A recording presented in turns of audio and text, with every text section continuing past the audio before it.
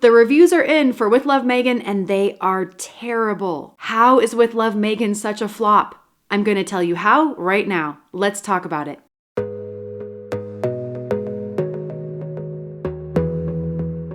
Hello and welcome. Thank you for clicking on this video. I hope you're having a great day. Well, it has been an action-packed week since Meghan's show was dropped on us. And as the reviews started coming in, it became clear that publications were not going to hold back. The Times said, With Love Meghan review, smug, syrupy, and endlessly spoofable. The Telegraph said, the Duchess of Sussex's new Netflix series is an exercise in narcissism filled with extravagant brunches, celebrity pals, and business plugs. Ouch, but they gave her 2 stars, so that was kind. And Vox said, she's not an expert like Martha Stewart. She's not an icon like Princess Diana. Where does she go from here? Which had to hurt because they took a swipe at Meghan's need to be Princess Diana 2.0. And then there was this one, and this one, and this one, and this one. But maybe those publications weren't expected to review Meghan's show so highly anyway, right? Which is why the fact that many formerly pro-Meghan publications also giving her bad reviews was way more significant. The Cut famously gave Meghan this cover and a very positive interview. They said, you only need to watch one episode of With Love Meghan. Time magazine once actually had Harry and Meghan on the front cover as the world's most influential people. They're now saying Netflix's With Love Meghan is a royal primer on entertaining that couldn't be more boring. And Variety's review, which once had Meghan on the front cover looking like the second coming, said, With Love Meghan is a Montecito ego trip not worth taking. And then there was this from Vogue and this from Vanity Fair. The turn of these major players is not good news for Meghan Markle because these major players are usually savage.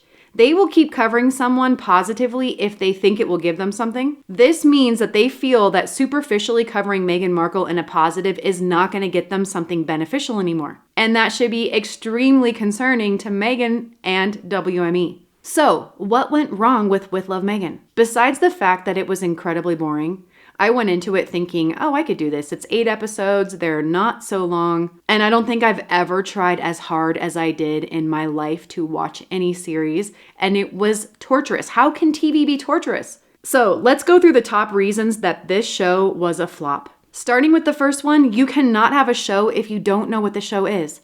This show, if anything, was an identity crisis. Is it a cooking show? Is it a lifestyle show? Is it just a fluffy show? Is it an advertisement for her products show? We still don't know. If it was a cooking show, then Meghan should have been better as a chef and it should have been more innovative with recipes and a lot more instructive. If it was just a lifestyle fluffy piece about hanging out with your friends and family, then the show should have showcased those connections more and they should have been interesting and identifiable to us as people who also have friends and family that we like to hang out with. But her show wasn't about any of these things. It was a show with friends that she didn't know very well coming over to be instructed in cooking, which she didn't know how to do very well. And the show then became neither a cooking show or a lifestyle show and incredibly boring at that. Which leads me to the second point. You can't have a show be this overproduced if you want it to feel homey. I think Meghan missed the point of what family coming over means. Family coming over means you don't have to put on a huge production for them. It's really nice to make everyone their own bath salts and candles and personalized calligraphy bags of snacks. Like, we all love to feel taken care of and we all love to take care of other people. But that's not the crux of what family and friends time is. It's not realistic and we could feel it. Family coming over means not having to do so much.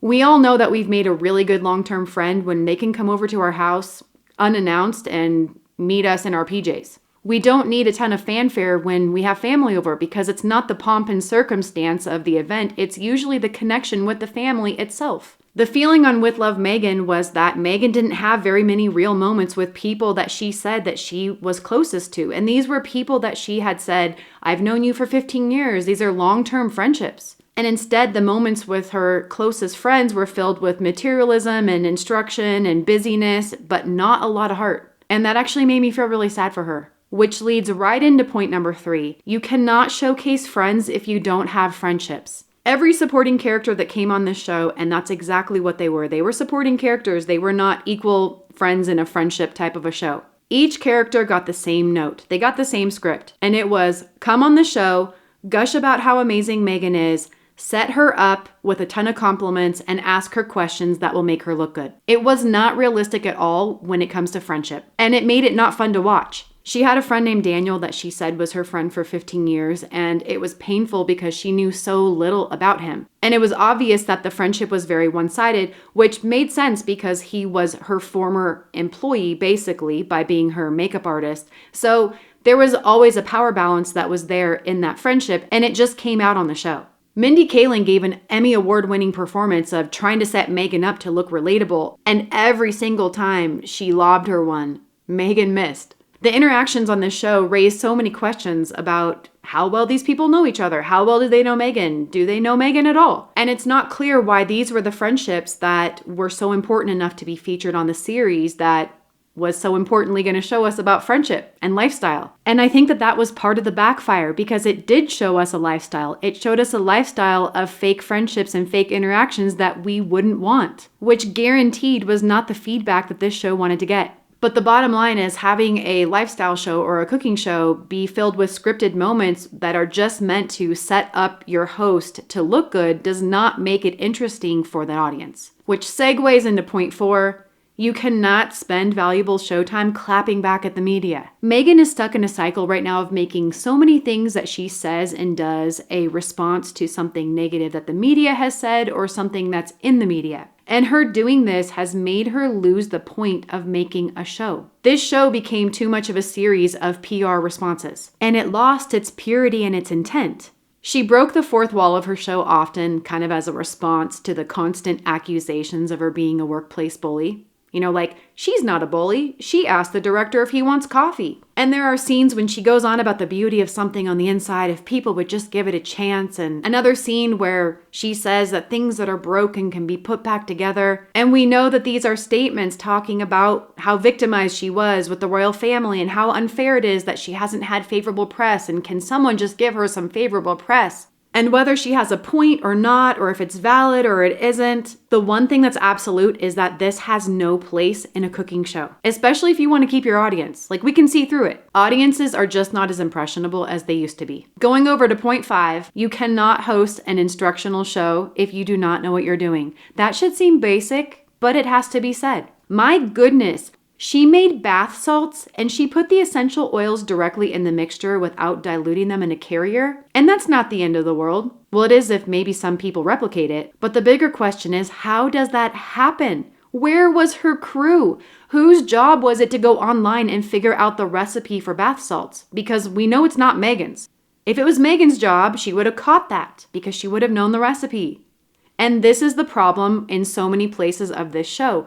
Meghan does not have the expertise. She does not have the knowledge. And because of that, when she's regurgitating these recipes from other people that came from online, she doesn't see the mistakes and she falls right into it. Chefs have had a lot of notes about this series. They've talked about her inappropriate knife skills, her lack of knowledge in food preparation, safety, sanitation. Like, these are basic things that you would think that you would be making sure you hit when you're making a cooking show. Nothing says clueless like putting raw chicken directly on your fridge shelf right next to your raw vegetable platter. And it's clear that she doesn't have to clean the setup after this, because if you were the one who was going to have to clean this fridge, you would definitely not be putting the raw chicken on it like that. So it's understandable why chefs feel so heated about this series. It's hard when you're a chef to watch someone play pretend to be a chef and they get the opportunity to have their own show when there are so many deserving, talented chefs out there who don't get an opportunity. What I learned from this show is that I would watch a series with Chef Roy Choi making Korean food episode after episode.